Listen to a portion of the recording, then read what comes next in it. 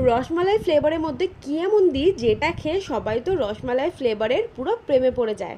Hello everyone, কেমন আছো সবাই? তো চলো দেখে নাও কী এমন জিনিস আমি দিই এই কেকটার মধ্যে যেটা খেয়ে সবাই এত প্রশংসা করে এই ফ্লেভারটায়।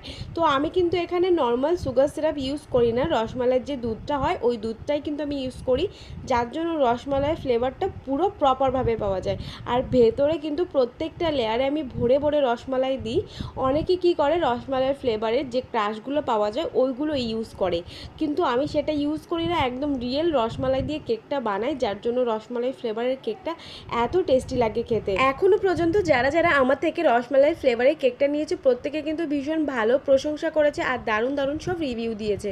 তো কেকটা ছিল 3 পাউন্ডার একটা 2 টায়ারের কেক। কেকটাকে কিন্তু ক্রাম কোটিং করে সারা রাত ফ্রিজে রেখে দিয়েছি যাতে করে আরও বেশি ফ্লেভারফুল হয়। তো দারুণ একটা গর্জিয়াস ডিজাইন তোমাদের সঙ্গে শেয়ার করতে চলেছি, তোমরা কিন্তু নেক্সট পার্ট দেখতে কেউ ভুলো না।